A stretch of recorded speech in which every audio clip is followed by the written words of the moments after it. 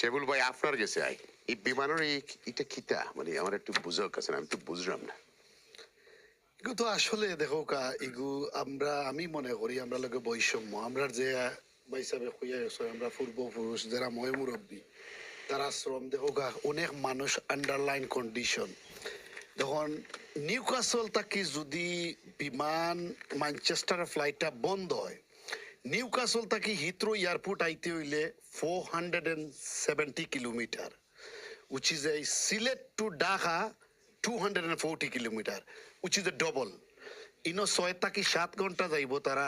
Drive করতে 3 ঘন্টা আগে এয়ারপোর্ট আওয়া লাগবো 10 ঘন্টা ফ্লাইট যারা আন্ডারলাইন কন্ডিশন এই যে আমরা মই মুরব্বী আমরা অভিভাবক এখন হয়তো তারা ফিজিক্যালি যুদ্ধ করছেন না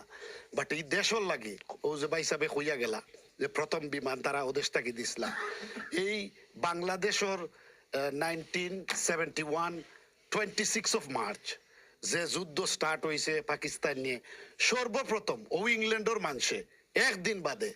বেবিগাম 28 of March এই বাংলাদেশের ফ্ল্যাগ তারা অনজ করছে আজ এরা লোকে বৈষম্য এই এই দুইটা ফ্লাইট ম্যানচেস্টার এগুলো লাভজনক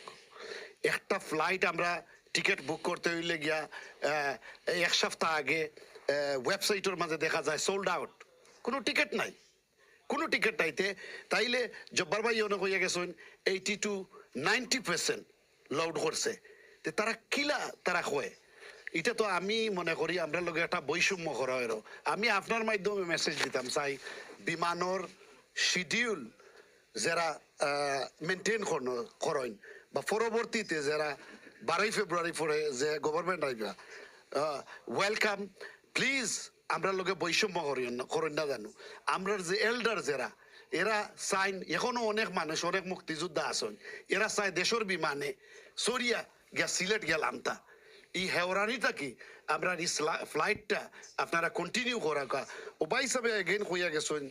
তাই টিকিট এজেন্ট তারা যে বিমানে বা ও যে অ্যাডভার্টাইজিং হইয়া দেখলাম যে ইনো 80 to 90% ফুল লোড লইয়া গেছে তাইলে এখানে কিলা তারা কইলা মিডিয়ার সামনে আইয়া যে আমরা লস করছি এগুলো তো আমরা মান্য নিতে পারি না কারণ আমরা টিকিট পাই না।